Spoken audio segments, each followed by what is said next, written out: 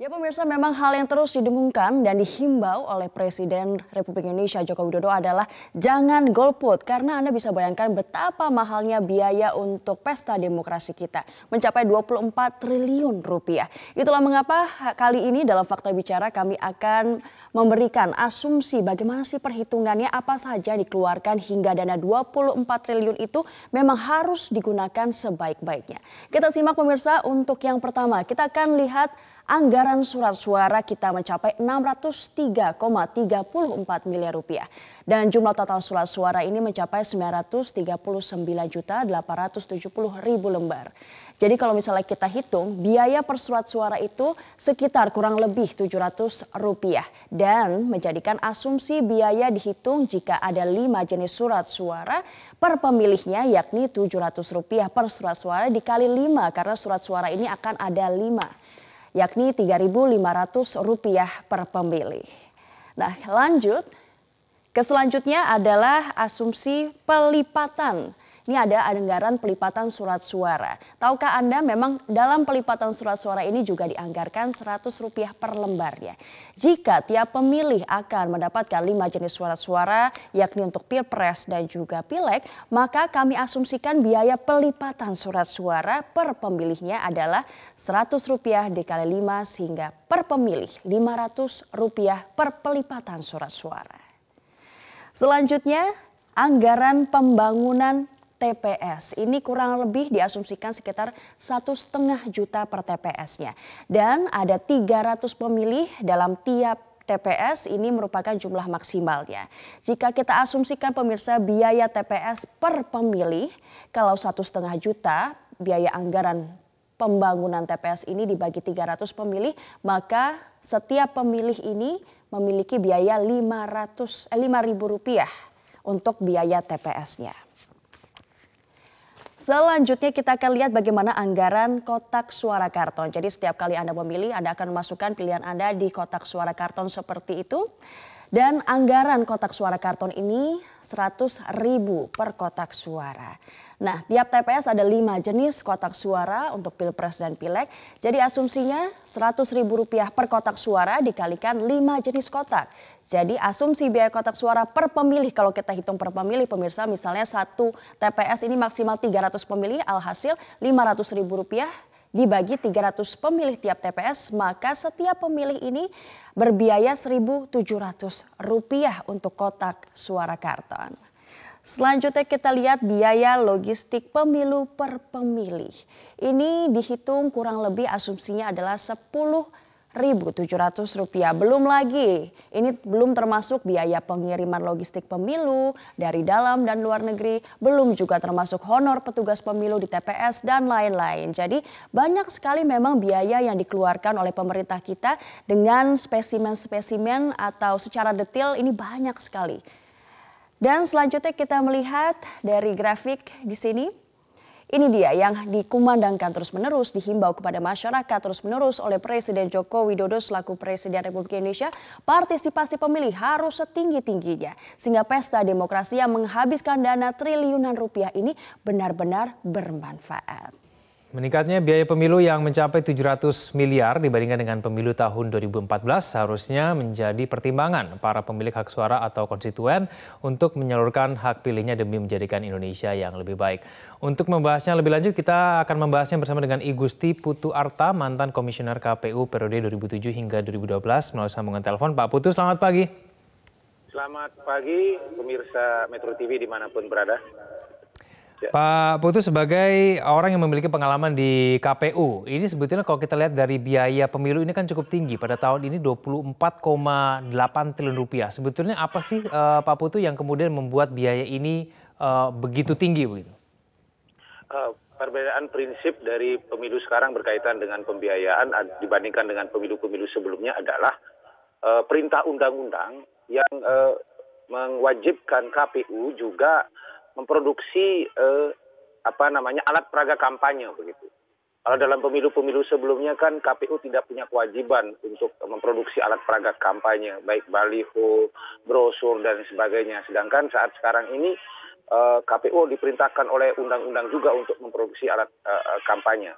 Itu saya kira salah satu item yang cukup besar, yang tambahan baru ya, yang cukup besar untuk biaya pemilu ini. Yang kedua adalah sekarang ini dibandingkan dengan 2014, itu jumlah TPS-nya sangat besar, 800.000 lebih, 803.000 lebih. Bandingkan dengan 2014, 543.000, maka komponen pembiayaan honorarium KPPS di semua tingkatan itu yang akan membengkak hampir 60%. Saya kira plafonnya di situ, karena pemirsa juga harus paham bahwa dari 100% biaya pemilu itu hampir 65% tersedot untuk kepentingan honorarium penyelenggara di level bawah. Tapi dengan adanya peningkatan dari tahun 2014 ke 2019 ini kurang lebih 700 miliar itu, ini berbanding lurus tidak dengan kualitas pemilu menurut Anda, Pak Putu? Ya, nanti akan kita lihat pada waktu proses dan hasil akhir dari pemilu itu sendiri. Tetapi sampai sejauh ini dalam catatan saya, kawan-kawan di Imam Bonjol sudah sungguh-sungguh ingin menunjukkan kinerjanya kepada rakyat Indonesia. Salah satunya misalnya bagaimana mereka membangun komunikasi yang sangat egaliter dengan teman-teman partai politik, mengadopsi seluruh pikiran-pikiran kawan-kawan partai politik, tidak ngotot-ngototan begitulah, dan juga transparan dalam proses pengelolaan pemilu pada saat ini. Bahwa misalnya saja, ya. Ya, tapi Pak Putu, tapi kemudian dengan kata lain, apakah kita bisa berkesimpulan paling tidak dengan biaya kampanye, biaya pemilu begitu yang begitu tinggi ini berarti dengan kata lain memastikan menjamin seluruh hak masyarakat Indonesia? Belum tentu, belum ada jaminan. Malah saya agak khawatir dibandingkan dengan pemilu-pemilu sebelumnya, kalau misalnya sistemnya seperti sekarang dan sosialisasi tidak masif, jangan-jangan sebetulnya sejumlah orang pemilih yang seharusnya bisa menggunakan hak pilih itu kemudian tidak bisa hadir karena persoalan administratif begitu. Baik. Contoh, Pak Putu, tapi kemudian masih ada segelintir orang begitu yang memilih golput, padahal biaya pemilu ini sudah cukup tinggi begitu ya. Ini mungkin saja membebani APBN. Tapi menurut Anda bagaimana nih? Ya, sebelum saya masuk ke golput itu, saya ingin breakdown dulu yang tadi itu. Perbedaan mendasar misalnya dengan 2014, 2009, dan 2019 sekarang.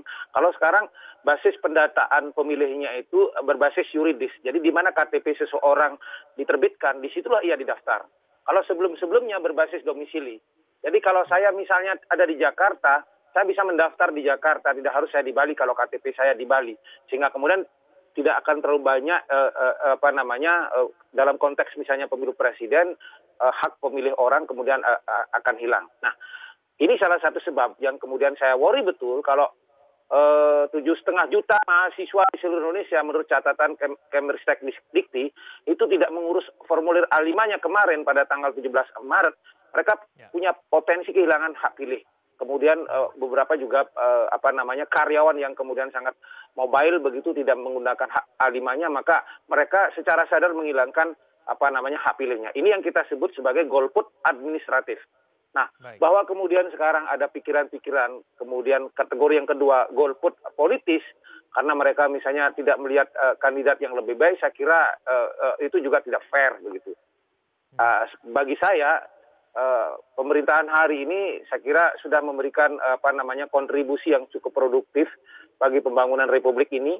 Silakanlah kita punya dua pasang, tapi tentu saya berharap bahwa pemerintahan hari ini, terutama Presiden Joko Widodo, diberi kesempatan lagi oleh rakyat Indonesia untuk bisa tampil yang kedua kalinya.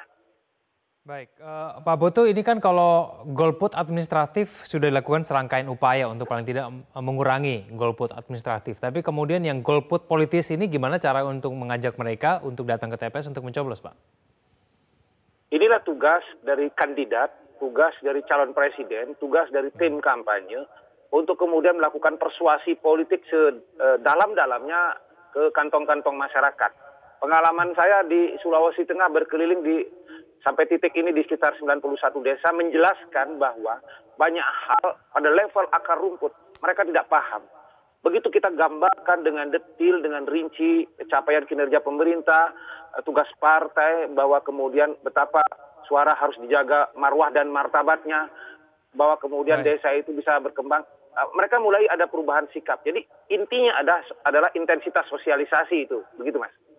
Baik, Pak Putu, kita dengarkan bersama dulu ini pernyataan dari Majelis Ulama Indonesia yang mengimbau masyarakat Indonesia untuk menggunakan hak pilihnya pada saat hari pencoblosan pemilu pada tanggal 17 April mendatang. Nah, menurut MUI bersikap tidak memilih dalam pemilu atau golput ini hukumnya haram.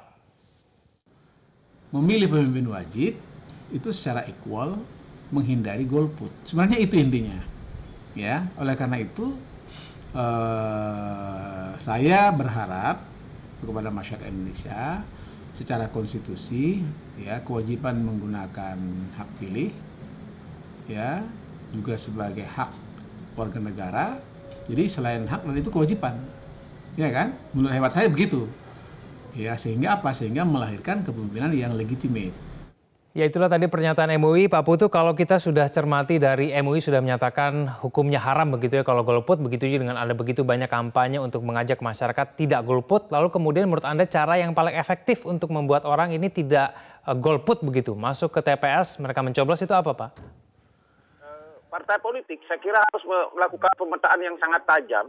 Tidak lagi hanya main di wilayah udara begitu, tapi di basis teritorial, potensi-potensi golput itu di wilayah mana. Katakanlah ketika dia bicara di wilayah urban, itu ternyata terjadi di pemukiman-pemukiman urban di perkotaan, maka harus dilakukan serangan darat teritorial untuk melakukan komunikasi secara persuasif, capaian-capaian dan tugas partai politik, serta agenda-agenda strategis yang bisa meyakinkan mereka. Poin pentingnya yang saya lihat adalah kemacetan komunikasi antara elit, antara partai politik dengan pemilih. Ini saya rasakan betul di level lapangan. Tapi begitu kita ajak berbicara, bertemu tatap muka langsung, berdialog 2-3 jam, akhirnya terbuka pikiran. Awalnya mereka tidak ingin menggunakan hak pilihnya, akhirnya ingin menggunakan hak pilihnya. Dalam bahasa sederhana saya ingin mengatakan, pemilu pasti akan terjadi. Pemimpin pasti akan dilahirkan, wakil rakyat pasti akan dilahirkan. Dan ketika orang yang golput kemudian cukup kritis, terdidik, tidak menggunakan hak pilihnya, maka sebetulnya kita memberikan mandat kepada orang-orang tidak baik untuk memilih. Karena ternyata orang-orang yang baik, yang punya pikiran cerdas, tidak menggunakan hak pilihnya. Begitu. Akhirnya kualitas suara kita yang ada di TPS itu menjadi rendah dan menghasilkan wakil-wakil rakyat yang integritasnya diragukan. Karena orang baik tidak menggunakan hak pilihnya. Karena orang terdidik tidak menggunakan hak pilihnya. Begitu, saya kira. Baik, Pak Putu terima kasih telah bergabung bersama kami di Metro Pagi Prime Time. Selamat pagi, Pak Putu.